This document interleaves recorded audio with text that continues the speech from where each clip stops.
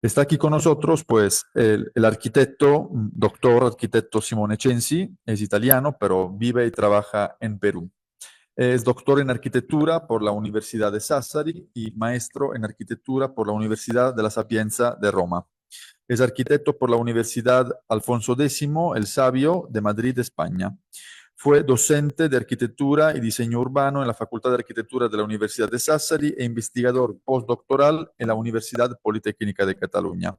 Sus principales líneas de investigación son la arquitectura de la posguerra en Europa, diseño arquitectónico en el siglo XX, espacio público, diseño y uso de los espacios y el gran, digamos, el gran concepto pues, de la movilidad sostenible. Sin más preámbulos, Simone, muchísimas gracias por estar aquí con nosotros y te cedo la palabra para que puedas impartir tu charla magistral. Gracias.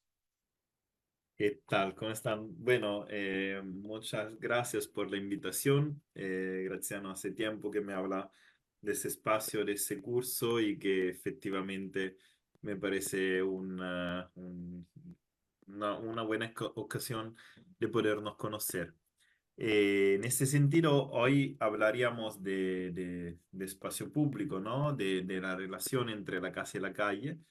Y en este sentido, me gustaría también escuchar a alguien de ustedes para comenzar. Me gustaría hacer algo que sea lo más posible interactivo hoy. No quisiera hacer una de esas charlas aburridas y largas solo con diapositivas, sino escucharlos también. Entonces, me gustaría saber qué experiencia tenemos nosotros, ustedes en sus casos personales, de las relaciones con sus barrios. Sí, hay algunas cosas que tal vez en algún caso le llama la atención como una posibilidad de habitar la calle, ¿no? Es decir, hay cosas que ustedes se dan cuenta que hacen que la calle sea viva y no sea simplemente un espacio de tránsito, un espacio así anónimo. No sé si alguien quiere compartir su experiencia. Graciano, me vas a ayudar. Si nadie habla, invitas a alguien a hablar. Yo, Venga, yo mero. No sé, por ejemplo, Este, yo soy de Monterrey ah, bueno. y la área metropolitana de Monterrey tiene como muchas realidades que por ahí como que se comparten, ¿no? Entonces a mí me toca trabajar en el municipio de San Pedro y voy todos los días al Centrito Valle y la calle allá, lo que han hecho en esta última administración ha sido revivir el Centrito, ¿no? Y han hecho calles completas y han hecho nuevos como pocket parks, han incluido arte en las calles y han creado también, como por el lado de incluir a la comunidad, han creado eventos, entonces como que cada 3 meses hay un concierto en la calle y vamos todos y el espacio se ha transformado de una manera súper positiva y súper bonita y también como que le han invertido mucho a la renovación de parques y también en los parques sucede lo mismo, que pues antes eran como parques medio olvidados y ahora son parques donde nuevamente hay mucha vida y hay conciertos de música y hay conciertos de orquestas y a veces hay cine y como que hay un poco de todo, ¿no?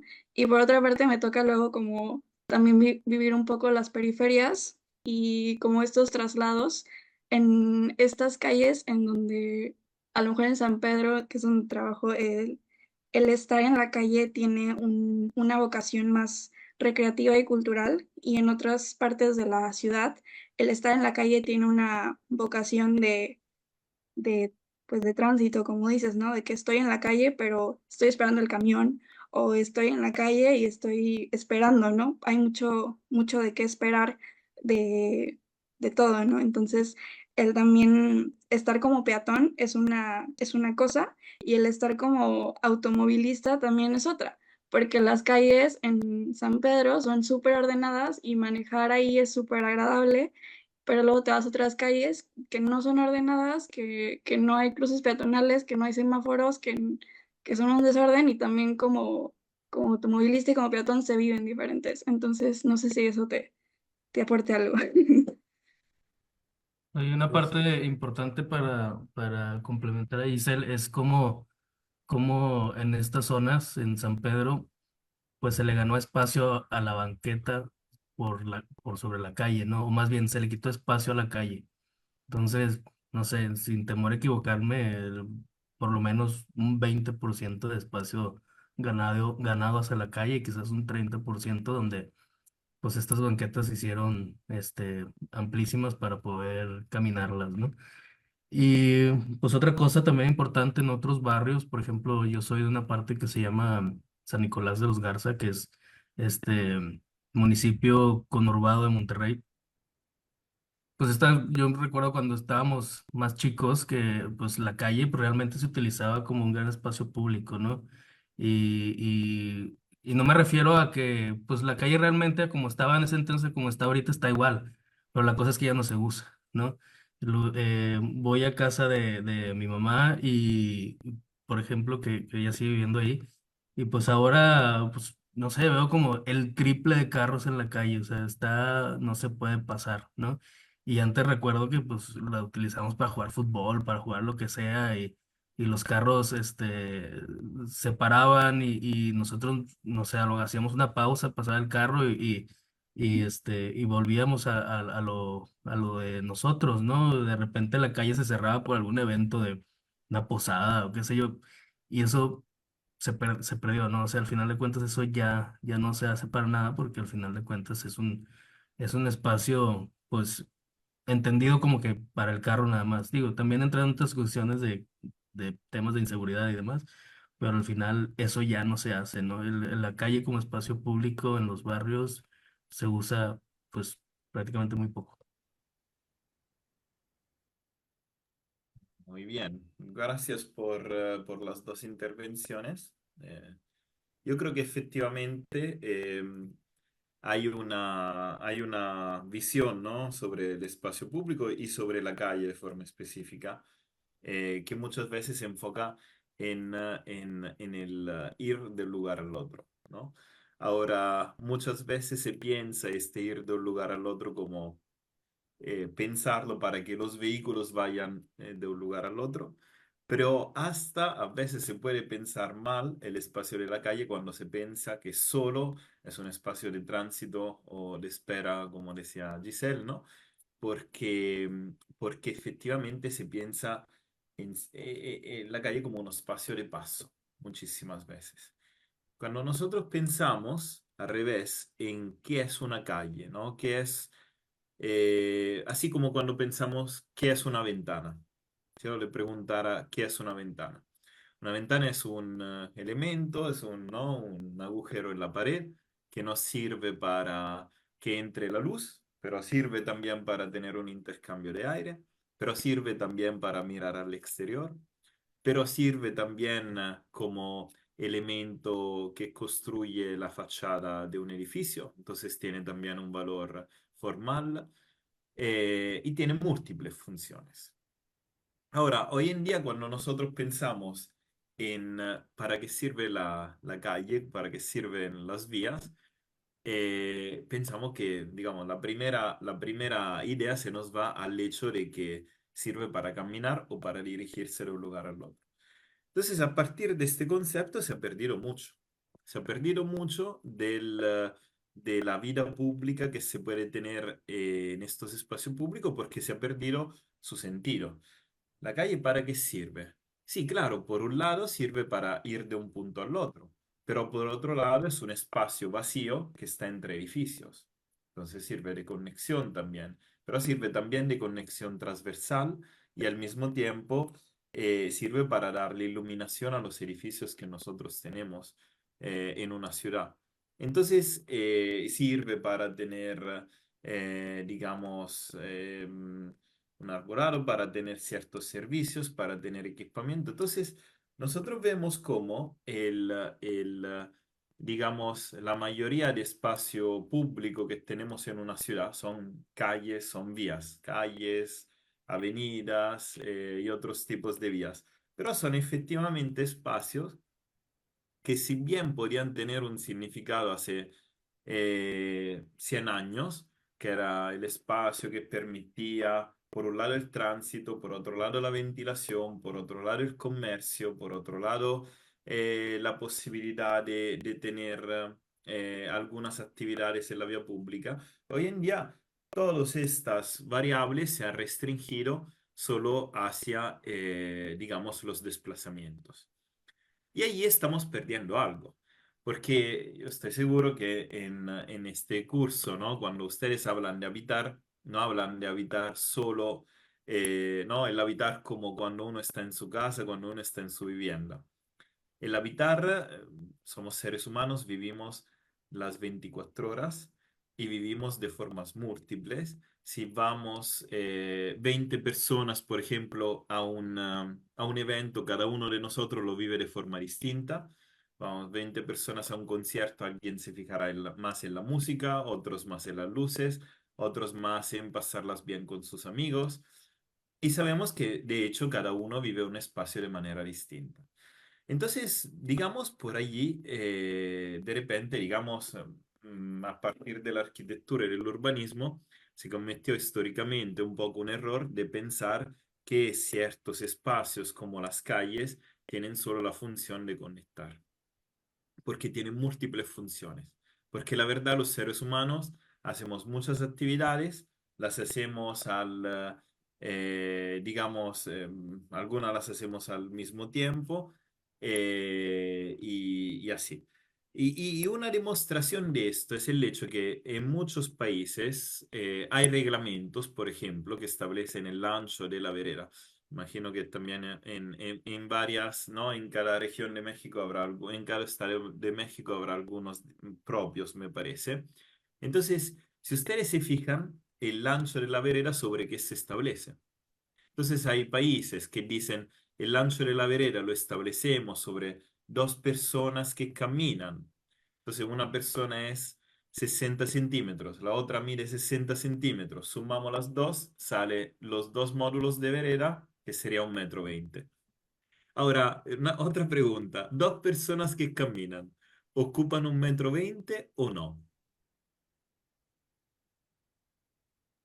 No, porque al final de cuentas, pues no necesariamente van a caminar ellas solas, o sea, me refiero a que pues puede ser una persona que camina pero va con una carreola, pues ahí ocupa más espacio, ¿no? O va con unas bolsas de súper y no sé, ¿no? O sea, al final de cuentas, no necesariamente. 60 centímetros. Exacto. Muchas definiciones a veces son contradictorias de por sí, ¿no? Porque a veces se dice, sí, necesito el espacio para que dos personas puedan caminar y entonces hacemos dos módulos de 60, tenemos 1,20 m. Cuando nosotros sabemos que uno va con la compra, el otro va con un niño de la mano, el otro va con una bicicleta llevándola de la mano, y sabemos que efectivamente esto solo para el tema del movilizarse a pie, pero después sabemos que dos personas se encuentran y se ponen a hablar, se ponen a conversar. Habrá alguien más que, no sé, que esperará el bus. Habrá alguien más que hará otra actividad. Por lo tanto, muchas veces nosotros hemos reducido los espacios públicos, hemos quitado completamente, y ahora un poco le desvelo el final de la charla, ¿no? Pero hemos quitado el concepto de habitar desde la calle. Es decir, se piensa que solo se habita un edificio, que puede ser la vivienda, se habita el colegio, se habita la universidad, se habita un espacio para hacer deporte y punto. Y la calle no, la calle tiene que ser solo el lugar de conexión. Y esto nosotros lo vemos, lamentablemente, demostrado un poco eh, en la concepción que se tiene, por ejemplo, del espacio público entre el urbanismo, digamos, en Europa y en el continente americano, sobre todo en Estados Unidos, ¿no? Donde cada función está asociada a un edificio. Entonces uno dice, ok, voy a hacer deporte, lo voy a hacer en el gimnasio, tengo que ir a un concierto, tengo que ir a la sala de concierto. Tengo que aprender, voy al colegio. En cambio, por ejemplo, en el concepto europeo, bueno, por varias razones, ¿no? De repente, muchas veces por razones históricas, eh, muchas veces estos usos se mezclan muchos más. Entonces, si nosotros consideramos una plaza italiana, ¿cuál es la función? La plaza italiana puede tener muchos usos diferentes. El domingo tiene el mercado, el lunes puede tener un concierto, el martes puede tener otra actividad y digamos, por la noche puede estar la gente que va a comprar, no sé, algo para tomar en un bar y después se sienta en la plaza para tomarlo. Es decir, nosotros tenemos unos usos que son mucho más variados. En ese sentido, digamos, un poco este es el problema de lo que se ha pretendido hacer de la ciudad en los últimos 100 años, ¿no? Es decir, se ha buscado especializar, y esto es un gran error urbanístico que hemos hecho en arquitectura, se ha buscado especializar cada función con un edificio o con una construcción, cada uso con un edificio. Entonces, por ejemplo, hay algunos países, entre los cuales incluyo Perú, que no tienen, donde los restaurantes no tienen mesas al aire libre. Donde si uno va a una cafetería, un bar o restaurante, solo puede comer al interior. Bueno, pero pongamos que hagan 40 grados porque es pleno verano. No, igual, no hay mesas al aire libre. La calle solo sirve para transitar, punto. Y las normas muchas veces no lo permiten.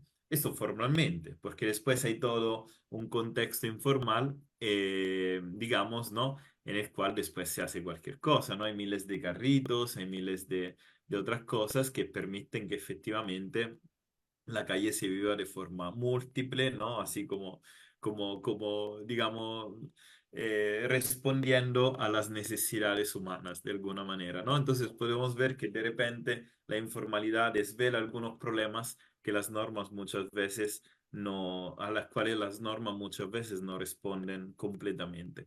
Entonces, esto es un poco la idea de fondo, es decir, hemos tratado de pasar de un concepto de, digamos, ¿no? En el urbanismo se ha buscado pasar de un concepto de calle como espacio público multiuso a lo que hemos visto en los últimos 100 años, donde la vía es solo un espacio para los desplazamientos, sean estos en auto, sean a pie, sean de otra manera, pero nos hemos perdido con una componente fundamental del habitar. Y muchas veces esto se ha realizado a través de dos elementos, digamos, un elemento normativo.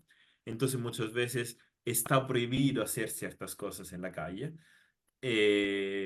inclusive a nivel de reglamentos, de ordenanzas municipales y de otras cosas.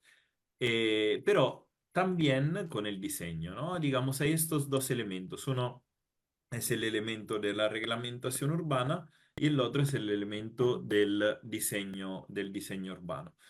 El elemento del diseño urbano nosotros vemos un gran problema. Es decir, la vía pública, la vía, ¿no? El espacio vial se considera como un espacio por definición peligroso. Y nosotros pensamos que si efectivamente hay una situación en la cual digamos, una persona inexperta en bicicleta, como un niño, recorre la vía por la calzada, creo que se diga también en México, efectivamente, digamos, nadie se sorprende si lo atropellan. Es decir, se ha asociado también el tránsito vehicular con una peligrosidad intrínseca de la calle. Es decir, parece normal que se pueda morir en la calle. Muchas veces, pero nos damos cuenta que nos sorprendemos justamente por muchos fallecidos, ¿no? Por cuando se cae un avión, cuando hay algún problema de este tipo, pero en muchos países del mundo, la primera causa de muerte de los 5 hasta los 60 años son los accidentes o siniestros de tránsito, son los siniestros viales. Es decir, y esto es algo que hemos normalizado completamente. Entonces tenemos una idea de que este es el transitar por la calle tenga también un nivel de peligrosidad. A estos factores se le asocia el hecho de que muchas veces muchos grupos sociales no viven en la calle, ¿no? Es decir, hay muchos grupos de población que dicen, ya, yo voy a mi casa, salgo, voy a un edificio para estudiar, que puede ser la universidad, después voy al club el fin de semana. Y en ese sentido, muchas veces no se quiere que haya actividades en la calle. Muchas veces está mal visto que que en una calle o en un barrio residencial haya tiendas porque dice, ah, acá trae ruido, o que haya, por ejemplo, una cafetería o restaurante o algunas cosas así, porque se prefiere, ¿no? Que se tenga tranquilidad y todo el resto. Entonces, esto de alguna manera trae consigo también algunas otras situaciones de peligro, que ya no hablamos de, ¿no? de peligro, de atropello, de situaciones de ese tipo, sino hablamos de seguridad ciudadana y seguridad personal. Es decir, nos estamos acostumbrando también muchas veces al hecho ¿no? De que, bueno, la calle es insegura y la respuesta es encerrarse más en casa, tener rejas más altas alrededor de las viviendas o de los equipamientos públicos y hay una situación en la cual todos se encierran. Cuando nosotros sabemos que en Latinoamérica al menos, las situaciones de menor riesgo en la calle se dan cuando hay más gente. Entonces, cuando nosotros vemos que hay mucha gente en la calle, estamos seguros que no nos puede pasar nada de grave. Sí, nos pueden robar el celular, nos pueden jalar el teléfono, la cartera, alguna cosa, pero es más difícil tener asaltos, digamos, mucho más peligrosos. Entonces, muchas veces se asocia, ¿no? Este hecho de buscar encerrarse, de no ver la calle como un espacio público, con el hecho de que después la situación se vuelva más peligrosa. Hay, por ejemplo, si nosotros empezamos a hablar de cuidado, yo ahora quiero sentar algunos aspectos teóricos, ¿no? Y partiendo también de las experiencias que hemos tenido y y de lo que hemos escuchado por parte de ustedes, ¿no? Hay muchas veces, si nosotros lo pensamos, eh, la relación entre la niñez y la calle, ¿no? El juego en la calle o la calle por edades, ¿cómo la podemos ver? Nosotros sabemos que, bueno, si tenemos 20 años o más, nos movemos libremente por toda la ciudad. No nos preocupa tomar un bus, tomar el metro, tomar un sistema de transporte público, ir al otro lado de la ciudad y ya. Pero los más jóvenes o los mayores, ¿cómo viven estos espacios? Entonces, si nosotros vamos a pensar, ya podemos decir que de 0 a 1 o 2 años, los niños están más en casa. De 3 a 5 o 6 años, de repente podrían jugar frente a la casa, pero los parques los tenemos a 300 metros o 500 metros de distancia. Eh, Entonces, por ejemplo, hasta los 8, 9 años, 10 años, cuando los padres permiten que un niño salga solo a jugar porque no tiene riesgo, y el niño, el joven, el adolescente, digamos, hace estos 300 metros o 500 metros hacia el parque, ya está en una edad en la cual ya no le empieza a interesar mucho jugar en la calle, ¿no? Es decir, ¿quién les interesa más jugar en la calle? Que pueden ser los niños de 6, 7, 8, hasta los 10 años, pongamos, ¿no? Pues son preadolescentes. Prácticamente muchas veces es difícil que los padres los suelten para llegar hasta el parque porque el parque no tiene un contacto directo con la vivienda. Entonces allí, en cambio, si nosotros sabemos que una persona está trabajando o estudiando en su casa y el parque o el espacio de juego se ve desde la ventana de casa, desde la persona que está trabajando, ahí sí no habría problema en soltar a los niños y las niñas. Y este fenómeno es aún más fuerte para las niñas.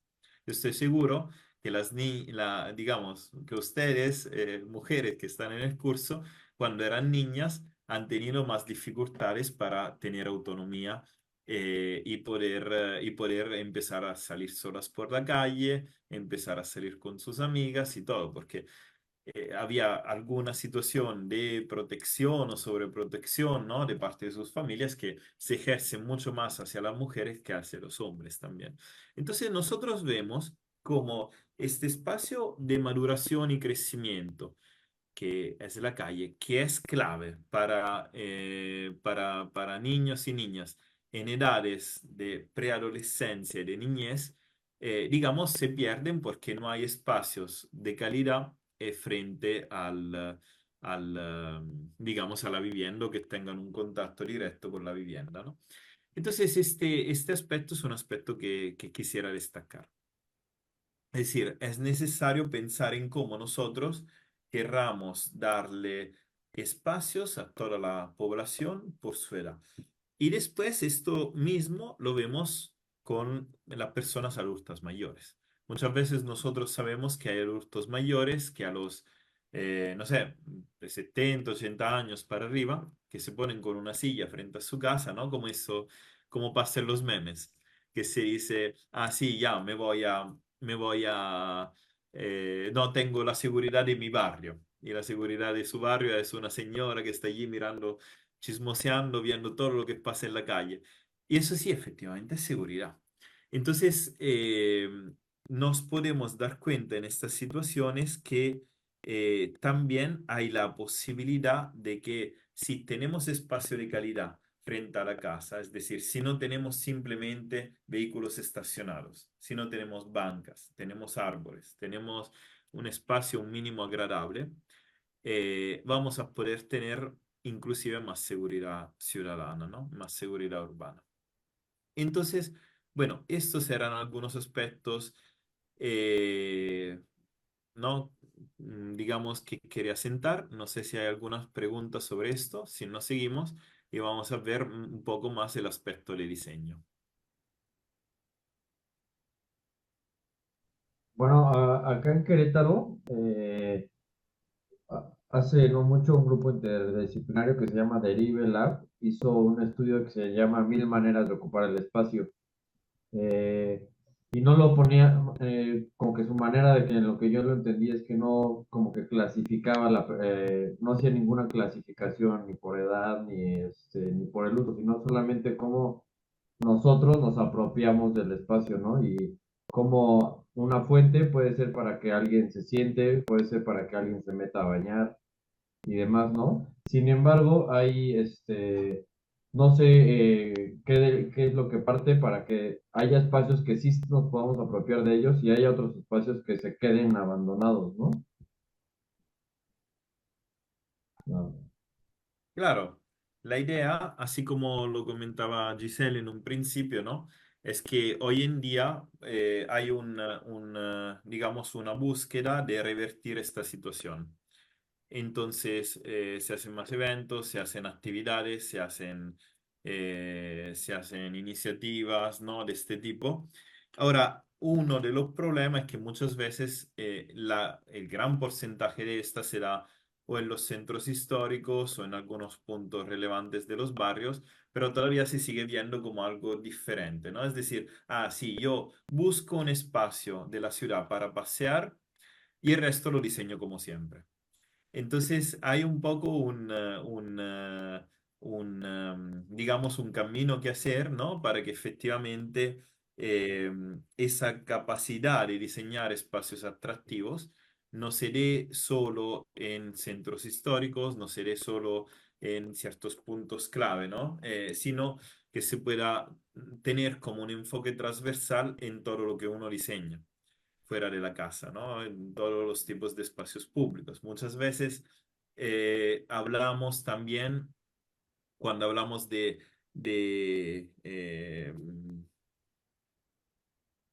o sea, cuando hablamos de espacios para la niñez, por ejemplo, ¿no? O sea, si nosotros estamos hablando, por ejemplo, de espacios para personas de edades muy tempranas, ¿no? Infancia temprana, deberíamos plantear también espacios para cuidadores, que puede ser el hermano mayor, puede ser la mamá, puede ser el padre, puede ser alguien más, ¿no? Pero efectivamente, o sea, sí está bien tener espacios que tengan capacidad de ser atractivos por varios grupos de población, pero siempre es útil también preocuparse de cómo lo pueden vivir este espacio, cómo se pueden vivir por las varias edades y también por los varios grupos de población, ¿no? Un grupo de población más fuerte es la diferenciación entre hombres y mujeres. Hay muchos No, hay muchos alcaldes que muchas veces dicen, ah, sí, para mejorar la situación del barrio, construyo una cancha de fútbol. Que está bien, ¿no? Al menos se tiene espacio público, a veces digamos, se anima el espacio de barrio, pero muchas veces después estas canchas de fútbol terminan ocupadas principalmente por niños y hombres, ¿no? Entonces, sí, que, mm, que también enfocar de forma transversal también estos otros aspectos.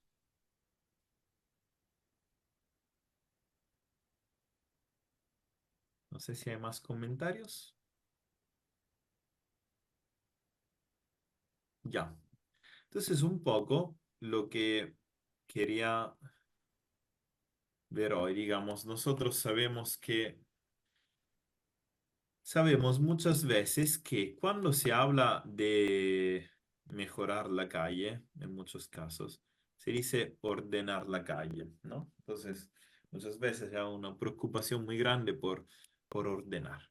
Y ordenar la calle, estos son algunos ejemplos, ¿no? De varias situaciones, ¿no? Vemos que hay espacios donde de repente los niños jugaban, donde se hacían actividades públicas y todo, y muchas veces se vuelven así.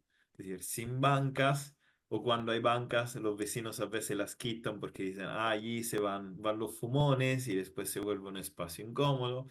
Sin espacios, ¿no? Ni siquiera bahía para carga y descarga, hay espacio solo para caminar exclusivamente. Vemos que hay una situación, ¿no? De este tipo, por ejemplo, en la cual prácticamente de repente estos niños habrán estado jugando por la calle antes, se tiene la vía nueva, reformada completamente, todos están felices, pero al final no responde a las necesidades de las personas que la usan, ¿no? Que pueden ser las necesidades que se tenían antes o el uso que pueden hacer los niños. Y muchas veces la gente no se da cuenta que ciertos tipos de diseño también pueden afectar su manera de vivir el espacio. Que nosotros no tenemos, en el caso de una inauguración de la vía, vemos que ni siquiera hay veredas, pero sin embargo el espacio vehicular es gigante, ¿no?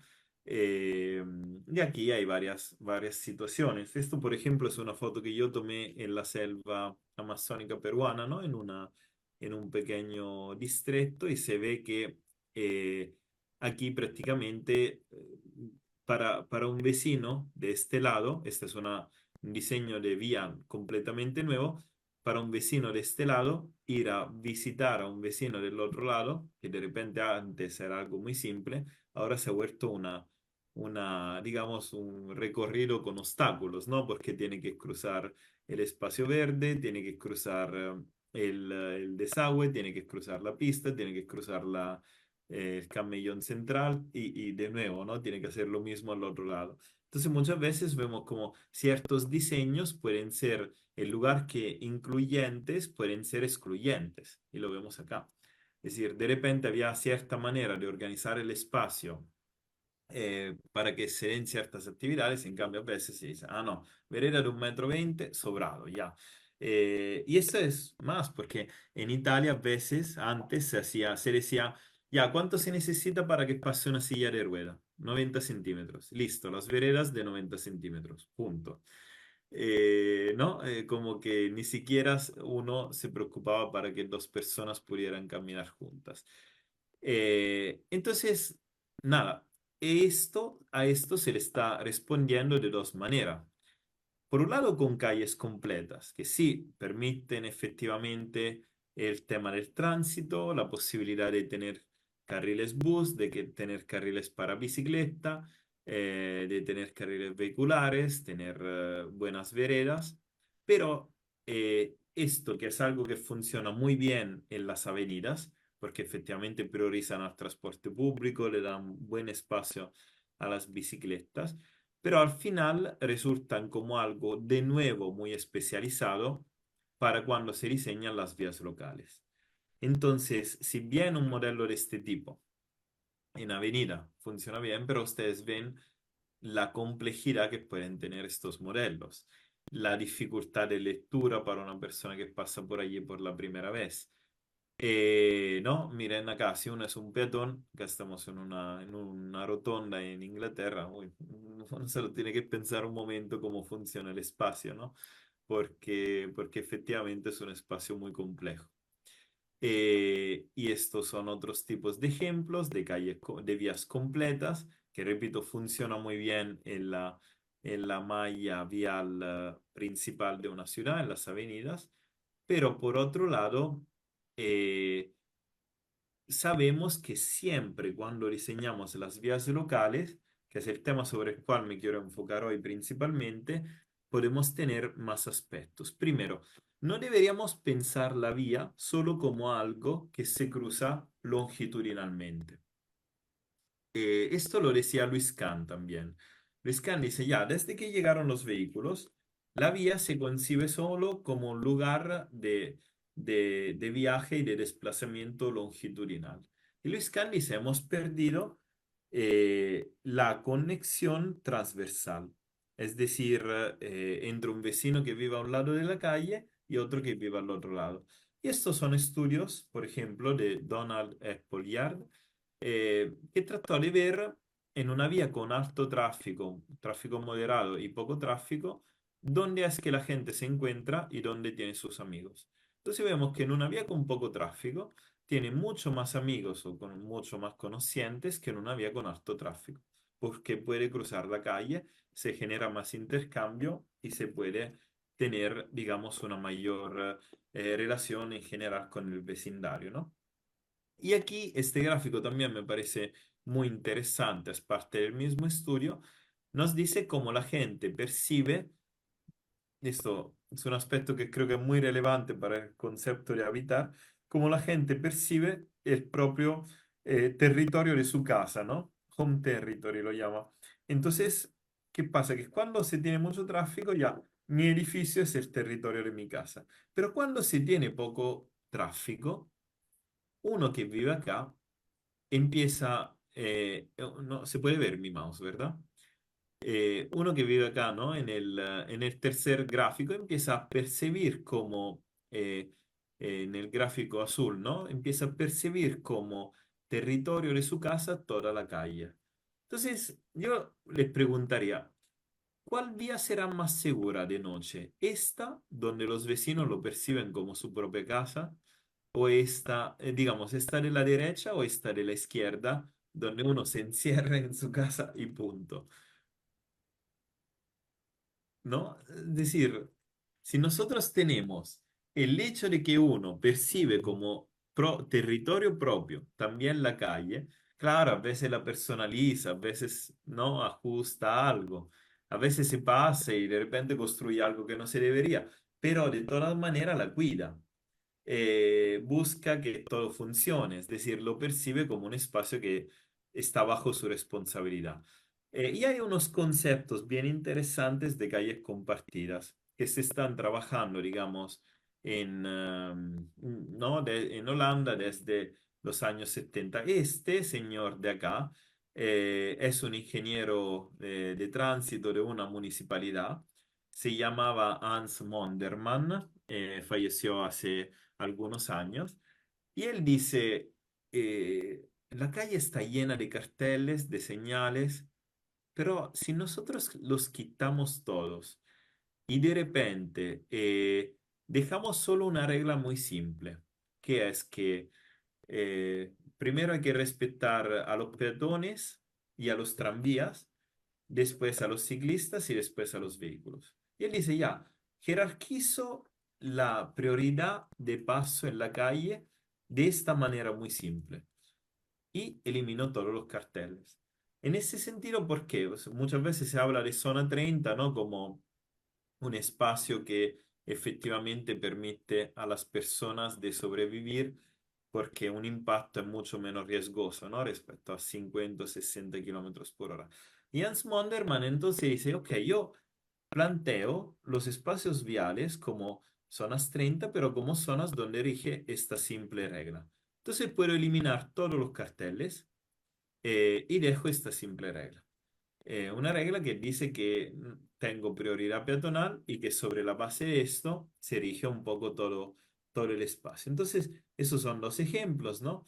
Se dice, ok, en lugar de tener una situación de este tipo, nosotros podemos permitir que pasen muchos, o sea, que pasen muchos peatones, inclusive vehículos, pero siempre dándole la prioridad a los peatones y con un simple aspecto reglamentario, pero también de diseño, evitando que los vehículos vayan a mayores velocidades, ¿no? Pero también llenando la calle de elementos habitables. Entonces, estos son algunos estudios, eh, en este caso de Guillermo Tella, donde nosotros vemos ¿no? Unos ejemplos de cómo se puede diseñar la calle con conceptos de tráfico calmado. Acá ustedes ven una calle convencional o no. Acá nosotros vemos un espacio en el cual tenemos vehículos estacionados, tenemos árboles, tenemos bancas, tenemos estacionamiento de bicicletas, eh, y los vehículos no pasan entonces. Bueno, sí, igual pasan. Se puede dejar un espacio para que los vehículos pasen y no hay problema. Pero de todas maneras sabemos que el protagonista de este espacio es el peatón y la actividad protagonista de este espacio, más allá del tránsito longitudinal, es el estar allí y hay muchas otras actividades que se pueden generar en estas situaciones, ¿no? En muchos casos estas son las que se definen zona de prioridad peatonal, tienen límites de velocidad de 10 o de 20 kilómetros por hora y por ejemplo, ciudades como Barcelona, muchas veces nosotros pensamos por ejemplo, para tener una ciudad amigable para ciclistas, se necesita llenar la ciudad de ciclovías. No, no es verdad. Simplemente con que tengamos una red de ciclovías en las vías principales y después en las vías locales tengamos vías compartidas donde los ciclistas tengan, digamos, un entorno seguro, sin ciclovía, funciona aún mejor. Entonces tenemos estas respuestas que pueden ser clave para muchos aspectos, ¿no? Naturalmente esto se puede hacer en ciertas situaciones. No podemos tratar una avenida con un diseño de este tipo, pero sí se puede hacer y funciona muy bien. Y en estos casos ni siquiera uno limita la posibilidad de estacionamiento. Es decir, los mismos vehículos estacionados en muchos casos sirven como reductores de velocidad porque llevan a tener que hacer un zigzagueo, ¿no? Entonces, digamos, estos son algunos principios, algunos ejemplos. Acá lo vemos en algunos óvalos, ¿no? Que tienen una plataforma única en las intersecciones donde los peatones y los vehículos pasan en el mismo espacio. Estos son algunos renders, estas son algunas vistas. Eh, y estos son algunos casos de aplicación, ¿no? Y como decía, ciertas ciudades como Barcelona tienen una gran parte de barrios como vías de prioridad peatonal. Entonces, hay muchas calles donde ni siquiera se tienen ciclovías porque todo el espacio, o a veces ni siquiera se tienen veredas porque todo el espacio es un espacio donde el peatón es el rey, digamos, de alguna manera, ¿no? Después hay algunos experimentos sobre esta base, ¿no? Partiendo del concepto de que justamente se priorizan a, a los usuarios según su nivel ¿no? de importancia y de vulnerabilidad, como este caso en Alexanderplein en Ámsterdam, donde por ejemplo se quitó el semáforo. Y quitando el semáforo se notó que el tráfico disminuyó en lugar de aumentar. Muchas veces se piensa, ah, para solucionar el problema del tráfico necesito un semáforo, pero la verdad es que muchas veces no. Y digamos, con un buen sistema esto se puede reducir inclusive, ¿no? Este es el ejemplo del caso. Y estos son algunos ejemplos. Acá estamos en Países Bajos, ¿no? Donde vemos la aplicación, las primeras aplicaciones a nivel histórico de estos conceptos. Entonces uno dice, bueno, acá ¿quién pasa? Pasa cada actor según su nivel de prioridad, ¿no? Pero de todas maneras cada uno pasa a una velocidad reducida y se tiene lo que se llama muchas veces posibilidad de negociación. Es decir, ¿quién también de ustedes va en bici en ciertos cruces peligrosos o en cruces normales, sabe que para asegurarse la integridad tiene que mirar en los ojos a quien está manejando un auto que viene del otro lado? Entonces uno se fija si lo está mirando, si no lo vio y cualquier otra cosa, ¿no? Entonces, y hay esta posibilidad de alguna manera de negociar cuando, ¿no? Y darse cuenta un poco de la situación cuando se va a velocidades bajas. Estos son algunos ejemplos más, pero más allá de esto, nosotros sabemos, ¿no? Que cómo ha ido un poco esta evolución, ¿no? Entonces, eh, se tenía el concepto de Woonerf en Holanda en los años 60-70, después se pasó al concepto de espacio compartido, ¿no? Con este señor Hans Monderman, que le daba aún más fuerza al concepto de Woonerf. Y hoy en día a veces se habla de algo que pero tenga un poco más de complejidad, ¿no? Entonces, ¿no? Dice espacio compartido desarrollado, es decir, a veces con algunos puntos fijos que permiten que de toda manera hay siempre algunos refugios para peatones o para personas más vulnerables. Entonces esto nosotros decimos es una novedad, ¿no? Esto es algo que siempre ha pasado. Es decir, acá por ejemplo tenemos algunas fotos de Perú, donde muchas veces los vecinos dicen, en el verano, dicen, ah, ya, pongo mi piscina en la calle y, y nada, y uso este espacio para bañarme. Ahí naturalmente los alcaldes y otros vecinos se quejan y se quejan mucho y dicen, no, pero la calle es para el tránsito y de repente quitan esta piscina y tal vez aparecen 3 vehículos estacionados que ocupan el mismo espacio, pero allá como están autos y no están piscinas, entonces todo muy bien, ¿no? Entonces, pero muchas veces no se considera esta posibilidad de compartir el espacio y es más, como les decía antes, ¿no? ¿Cuál es el concepto de fondo de esto? Más allá del hecho de que alguien lo haya teorizado en Holanda en los años 70, es algo que siempre ha existido en nuestras ciudades, siempre va a existir de alguna manera, y es más, en los barrios más populares se ve con mayor frecuencia. Eh, no, hay muchas zonas donde al revés, todo está mucho más segregado, mucho más segmentado y muchas actividades en la calle simplemente no se ven o no se, digamos, ¿no? O se limitan. Pero esto es algo que efectivamente siempre ha pasado. El otro día conversaba con un amigo que me decía que en una ciudad del Perú, donde la gente juega mucho vóley y había no, net de vóley en cada barrio, el alcalde, hace tiempo un alcalde dijo, ah, ¿saben qué? Vamos a hacer un campeonato entre los barrios, un campeonato de vóley, y quien gane el campeonato de vóley le arreglo, digamos, le renuevo la vía antes que a los demás. Bueno, hasta este nivel, ¿no? Pero por decir a qué nivel está tan radicado el concepto de poder jugar en la calle, repito, entre niños, pero también entre personas adultas y todo. No, acá vemos, bueno, posibilidad de hacer varios tipos de juego. Acá tenemos algunas imágenes de Italia donde siempre hay algunos adultos mayores sentados en las plazas o en las calles, ¿no? Fuera de cafeterías o de bares. Esas son imágenes muy típicas y que de alguna manera, pero encontramos solo en los barrios más históricos, porque esto es interesante, porque los barrios que se han construido más recientemente se considera que no deban tener calidad estética, ¿no? Hoy en día en Italia se está pasando por un proceso por el cual el centro histórico de la ciudad debe estar bonito y lo más bonito posible, pero después el resto de la ciudad puede ser cualquier cosa. Entonces esto también es una cosa bastante contradictoria porque muchas veces hasta los centros son principalmente turísticos. Y nosotros decimos, ya, ¿y por qué? O sea, tenemos el espacio turístico como un espacio mejor arreglado y después donde vive la gente, ¿no? Donde vive la ciudadanía, no hay ninguna calidad del espacio.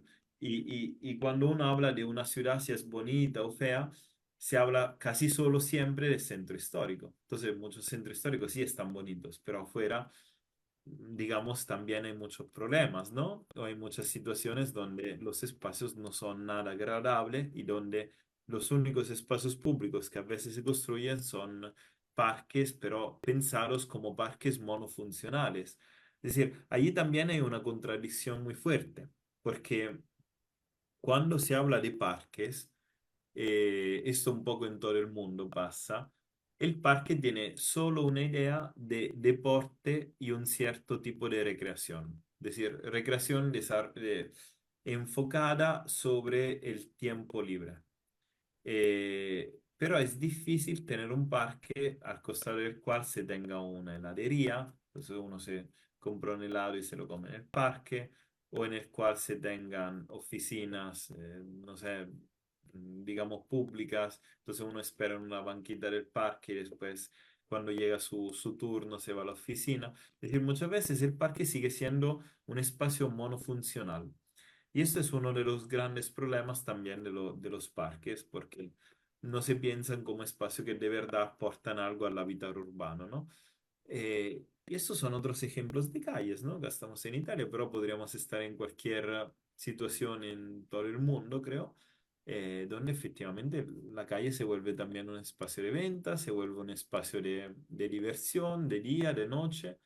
Y acá hay algunas imágenes que me parecen muy bonitas, ¿no? Eh, de ciertas zonas en Italia donde hay fiestas, ¿no? Acá estamos en Siena, donde cuando se hace el palio, de cada barrio se reúne y toda la gente se reúne a comer, entonces estos espacios se vuelven espacios donde también se come y donde se realizan cena con todos los vecinos del barrio.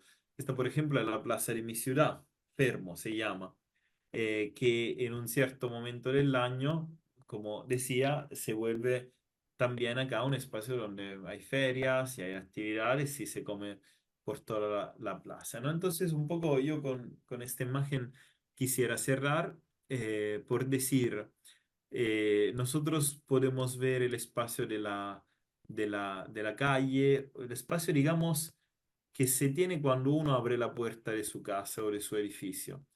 Eh, Podemos decir que ese solo es un espacio de tránsito o solo es un espacio de diversión, un poco, no de diversión y ocio como hacía el ejemplo hace poco de los parques, pero relacionado solo al descanso. Pero también podríamos decir que ciertos, no sé, que como somos nosotros, digamos, seres humanos, y como seres humanos no hacemos una sola cosa en cada momento del día. Es decir, podríamos conversar con un amigo mientras caminamos, podemos hablar al teléfono, escuchar música mientras estamos en el bus, podemos hacer varias cosas al mismo tiempo. En este sentido, pensar el espacio público de manera monofuncional, es decir, este es el espacio para que tú te recrees y es el parque, este es el espacio para que tú te desplaces y es la vía. Este es el espacio para la diversión del concierto y es la sala de concierto completamente sellada, diría, más que cerrada, ¿no? Es como separar, digamos, hacer proyectos que de alguna manera van en contra de la naturaleza humana. En cambio, deberíamos desarrollar cada vez más la posibilidad de que estos espacios sean multiuso, puedan tener varias actividades, inclusive al mismo tiempo, eh, y que efectivamente, digamos, el habitar del ser humano se realice las 24 horas del día, inclusive cuando está esperando el bus, inclusive cuando va caminando a comprar el pan y en todas sus actividades, ¿no? Entonces, bueno, con esto quisiera un poco cerrar y escuchar las preguntas que pueda haber. Simone, muchas gracias por tu intervención. Me gustaría agregar, por así decirlo, unas cosas, ¿no? O más bien integrar con unos razonamientos que me vienen a la mente a partir pues de tu plática, ¿no?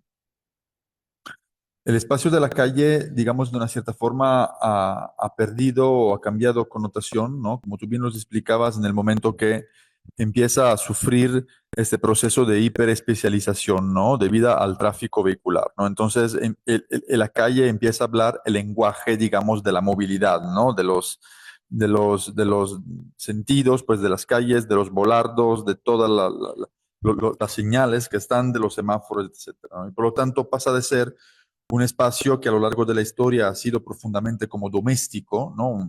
Casi una expansión, por así decirlo, de la vivienda, donde nos encontramos, donde nos tomamos un café, donde manifestamos, donde hacemos comercio, donde hacemos negocios, etcétera, pues a un espacio que lamentablemente, ¿no?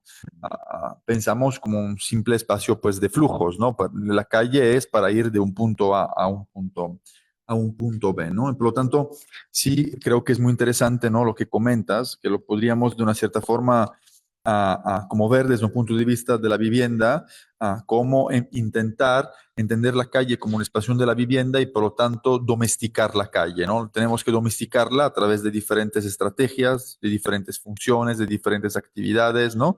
Para que ya sea un espacio mucho más amable, ¿no? Y a escala humana. Y mostrabas, que se me hizo súper interesante, de hecho le saqué unas fotos, estas imágenes, ¿no? De cómo ya allí en Holanda, en Países Bajos, ¿no? Habían empezado ya hace tiempo, estamos hablando de casi, corrígeme si me estoy equivocando, 40, 50 años atrás, ¿no? Esta cuestión, pues, de las calles compartidas, ¿no? De las calles que ya se vuelven incluso unos espacios indeterminados, ¿no? Donde hay espacio, pues, para el coche, hay espacio, pues, para la bicicleta, hay espacio, pues, para la persona y para otras actividades, ¿no? Creo que algo muy interesante de esto es que regresamos o más bien, a- vamos a meter dentro de este discurso algo que es muy propio de la arquitectura contemporánea, que de hecho se empieza a desarrollar, ¿no? A partir de los 70, que es esta cuestión, pues, de la indeterminación, ¿no? Es decir, nosotros tenemos que diseñar un espacio indeterminado, es decir, un espacio donde puedan suceder diferentes tipos de dinámicas. Y claro, y tenemos que ser muy hábiles, porque mientras que cuando diseñamos, y me refiero a la calle, ¿no? Una calle que tiene una señalética muy cerrada, ¿no? Unos sentidos muy cerrados, una dinámica muy cerradas, de una cierta forma estamos como muy blindados, ¿no? Que el funcionamiento, pues, de esta calle es esto y no es otro, y por lo tanto acotamos las posibilidades. Claro, en el momento que aplicamos esta visión como indeterminada, tenemos que ser tan hábiles como diseñadores, ¿no?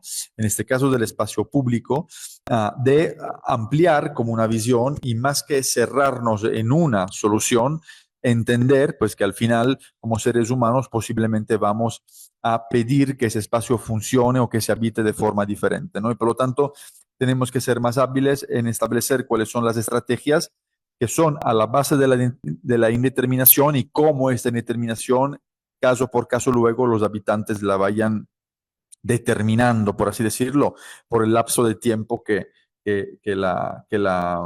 viva en ese espacio, ¿no? Y me pareció también muy interesante la especificación que tú hiciste ahora sobre el tema, pues, de los espacios libres, sobre el tema de los parques, ¿no? Porque de una cierta forma pensamos, pues nuestra ciudad tiene parques, ¿no? Incluso muy grandes. Pero lo que sucede es que estos parques pues no están en el barrio, no están en las cercanías pues de nuestras viviendas, no los podríamos considerar como unos espacios pues de apoyo a la vivienda, de apoyo a la cotidianidad, ¿no? Tú hablabas de los niños, de las personas mayores, es decir, se transforman en unos espacios donde voy el domingo porque tengo 3 horas libres, ¿no? Y entonces voy a jugar con el niño, voy a pasear, pero ya tengo que desplazarme al parque para pasear en el parque. No es salir de la casa y pasear en la calle, así como bien tú comentabas, hemos hecho muchas veces en las calles de Barcelona, ¿no? De muchos barrios donde tú bajas a la calle y empiezas a caminarte la ciudad.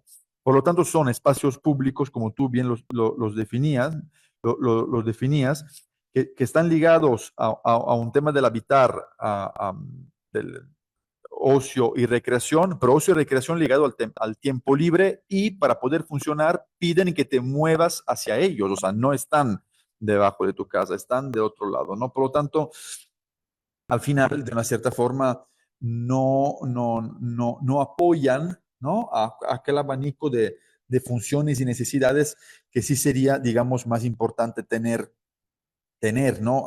Entre semana, porque al final los días libres posiblemente van a ser uno o dos, los demás estamos ocupados en el trabajo. Deberíamos de tener el parque ya a una dimensión mucho más próxima, ¿no? Y lo que me interesó mucho, y con esto ya cierro, es este concepto, ¿no? Que sale a partir allí de la planta, ¿no? De esta calle, de esta calle que tú mostrabas, ¿no? Este diagrama con esos espacios compartidos por las diferentes formas de movilidad y diferentes tipos de habitantes, ¿no? Que hablas de elementos de negociación, ¿no?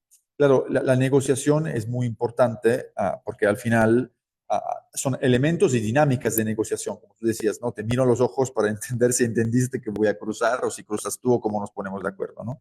Y esto nos habla de una cuestión muy importante y permíteme hacer como esta metáfora, ¿no? De la calle como expansión de la vivienda. O sea, al final la calle y la ciudad, digamos, nosotros siempre decimos que la ciudad es la vivienda colectiva más grande que podamos vivir, porque al final pues se compone de espacio que vivimos colectivamente y espacios donde siempre tenemos que llegar a una negociación, así como en nuestra casa, ¿no? Tenemos que llegar a una negociación con nuestros hijos, con nuestras mamás, con quien compartimos el espacio, ¿no? Por lo tanto, creo que ha sido muy interesante poderte escuchar porque de una cierta forma podemos volver a remarcar a través de tu intervención la importancia que tiene el espacio público en el diseño de la ciudad, pero no desde un punto de vista meramente técnico, es decir, pues la calle sirve para moverse, números, flujos, sino más bien como ampliación de la vivienda, o sea, un espacio que tiene que ser profundamente doméstico para apoyar la vivienda y para hacer que nuestra ciudad pues tenga una dimensión mucho más amable, mucho más humana y por lo tanto una dimensión, digamos, que la entienda, ¿no? O mucho más como una casa, mucho más como un espacio doméstico que al contrario como una grande infraestructura que tiene que estar siempre perfecta para permitir el tránsito más acelerado posible, ¿no? Una buena calle es la que te hace caminar a una velocidad más lenta, la quieres disfrutar, no quieres estar en ella y apreciar el espacio. No es la autopista donde le pisas a más no poder para terminar el viaje, ¿no? Yo aquí cedería la palabra, no sé si alguien quiera aportar algo, los que están en línea o los que están conmigo, Ah, ¿no? yo quería comentar algo, nada. Bueno, sí, es que va a ser como un poco extendida la pregunta o la situación. Por ejemplo, al inicio que cada quien, bueno, que Giselle y Javier como que presentaron ahí la situación en Monterrey. Por ejemplo, yo vivo en las afueras de Guadalajara, pero a las afueras del periférico, que es como esta contención de la ciudad. Y pero se ve que es como un pueblo que ya es parte ahora de la ciudad. Entonces, por ejemplo, en la calle donde está el coto que vivo, pues es todo de piedra. Entonces, yo cuando llegué aquí, no tiene tanto, es como una zona híbrida, hay mucha fábrica, pero también hay vivienda y hay comercios, pero como a una manzana, por ejemplo, cerca. Este, pero pues, me di cuenta que, por ejemplo, la calle, como que hay una calle principal acá, hay otra principal y esta queda en medio. Entonces, algo que me di cuenta es que en estas dos avenidas hay mucho graffiti, pero en donde está mi calle no. Otra cosa, también hay poco alumbrado público, como que es una situación extraña, pero justo era algo que mencionaba Simón dentro de la plática, ¿no? Que las calles, este que menos se circulan son las calles más seguras, ¿no? Por ejemplo, en esta calle, pues también hay un tope casi al principio, un tope casi al final, pero la gente camina. Por ejemplo, como es una zona híbrida donde hay fábricas, la gente sale a comer a la calle, ¿no? Se sienta a la sombra del árbol en la banqueta y ahí comen. Entonces, por ejemplo, otra cosa, una situación muy, muy curiosa es que todos mis vecinos de calle tienen perros, pero ninguno tiene patio, entonces todos sus perros viven en la calle. Los fines de semana los niños salen a jugar a la calle. Entonces, por ejemplo, mi vecina de calle sacó un tinaco a la calle y entonces al lado del tinaco de repente saque el asador y cocina ahí, entonces se vuelve una situación muy curiosa, pues, que yo no me había tocado vivir, llevo no tanto tiempo acá, pero por ejemplo me di cuenta que era una dinámica como de pueblo en el momento en el que yo caminaba a la tienda. Entonces en la tienda pues llegaba la gente y hola, don Javier, hola, ¿qué tal? ¿Cómo estás? Don Alfredo, hola, ¿qué tal? Y entonces se vuelve esta dinámica donde ya la mayoría se conocen. Pero entonces me empecé a preguntar y dije, bueno, ¿por qué en mi calle no hay grafitis, no? Porque como que la mayoría son familias, son conocidos y se ve que se conocen de tiempo.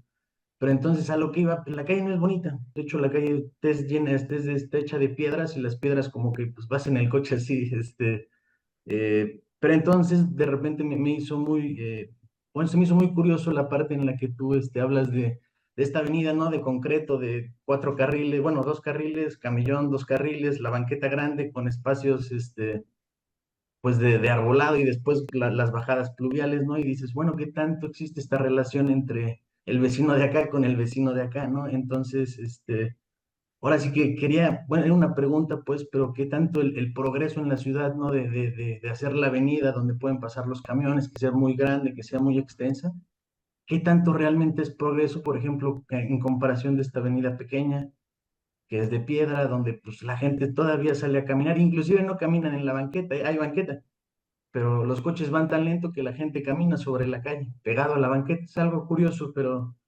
quería hacerlo como aportación y a lo mejor un tanto como pues para reflexionar o preguntarte qué tanto realmente la inversión en infraestructura se vuelve progreso, por así decir, o pues no sé. Gracias.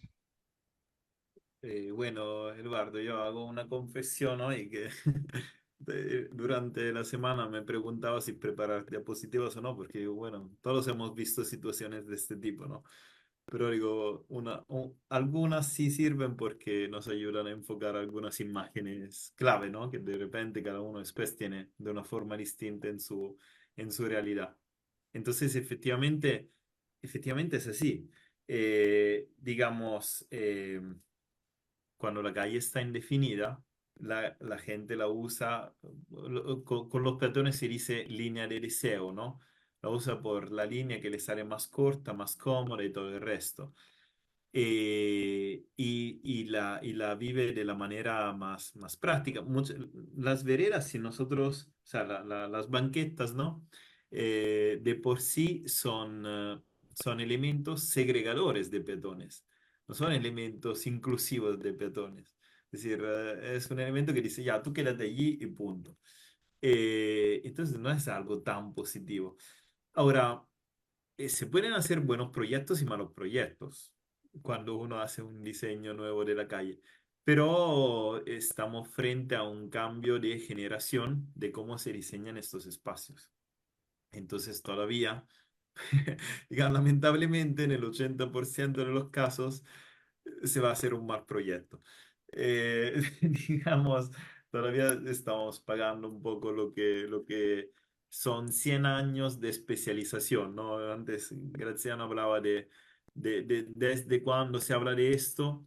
Yo creo que un poco allí, lamentablemente, el racionalismo en arquitectura como corriente, hablando de especialización casi obsesiva, hasta los usos de los edificios se volvieron demasiado especializados.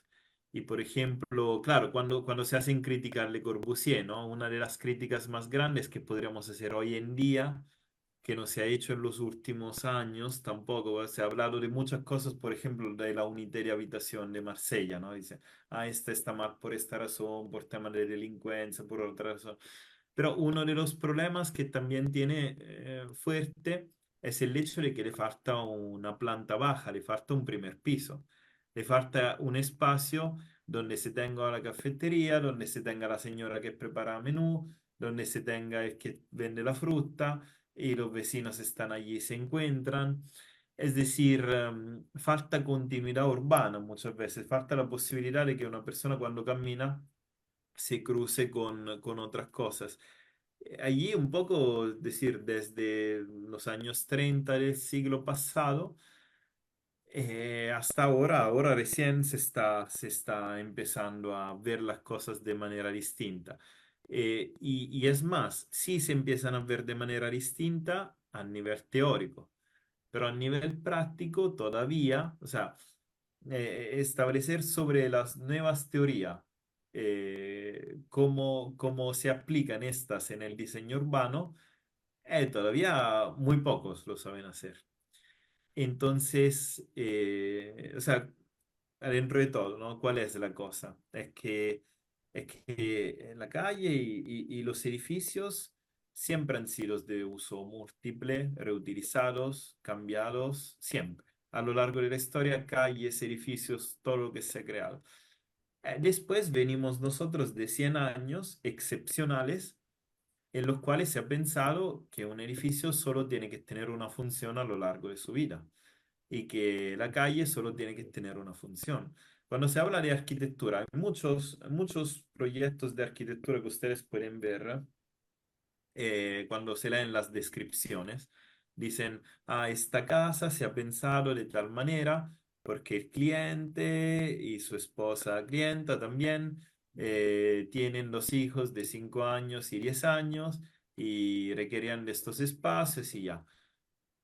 Pero la composición familiar cada 5 años cambia. Es decir, las personas que viven en una casa cada pocos años cambian. Entonces, hasta cuando se hace un proyecto hiper especializado, ese proyecto después de un tiempo ya no funciona. Es decir, si ustedes se ponen a pensar, las personas que viven en su casa, desde cuando nacieron hasta ahora, eh, desde cuando ustedes estaban en su casa, nacieron allí hasta el momento. Las personas que viven en su casa, ¿cuántas veces han cambiado? Varias. E inclusive, no, porque uno se va a estudiar, un hermano mayor se va a estudiar, después llega de repente una abuela que ya se queda en la casa, porque su casa estaba demasiado lejos y le resulta más cómodo allí, después nace otro hermanito, después hay otros cambios, es decir, un promedio de cada 5 años hay un cambio. Entonces, nosotros debemos pensar así tanto la arquitectura como los espacios públicos que puedan estar abiertos a varias actividades, ¿no? Eh, y nada, y un poco ¿no? Ya que Graziano lanzó una idea, creo que sobre esta especialización de los parques, me hizo un poco pensar en algo que vi hace poco en algunos aeropuertos. Uno va a un aeropuerto ¿para qué? Para tomar un vuelo. Tomar un vuelo, espera, toma un café, supuestamente, y toma el vuelo. Ya. Ok. Entonces, ¿de qué más necesitamos? Bueno, después le han puesto perfumerías, le han puesto lugares de venta de licores, le han puesto restaurantes y muchas cosas en los aeropuertos. Pero últimamente veía que en muchos aeropuertos hay un montón de juegos de niños. Hace poco pasé en los aeropuertos de Barcelona y de Madrid y tienen al menos en 5 o 6 puntos del aeropuerto juegos de niños. Entonces nos hace pensar que, que los aeropuertos no solo son espacios donde tomarse un café y salir con el vuelo, sino que los niños pueden jugar durante la espera. Vi en el aeropuerto de Roma que hay un espacio con una exposición de arte y hay varios elementos artísticos en el mismo espacio donde uno espera los vuelos. Entonces, eh, si los aeropuertos son multiuso, cualquier espacio puede serlo, ¿no? De una cierta forma, sí. Entonces, pues esto es lo que deberíamos de volver a pensar, porque antes así eran, ¿no? Tenemos un poco que perder esta rigidez mental, esta categorización de los espacios, esto es dar el nombre a cada espacio, sino entender que un espacio puede ser muchas cosas al mismo tiempo, ¿no? Y sobre todo, repito, el espacio de la calle ligado al tema, pues, de la vivienda, ¿no? Simone, muchísimas gracias por tu tiempo. Listo, gracias a ustedes, un gusto conocerlos y tener estos espacios de conversación también. Esperemos verte por aquí en Guadalajara pronto. Dale, dale. Esperemos. Gracias. Que estés muy Chao. bien. Chao, Hasta chao. luego. Gracias.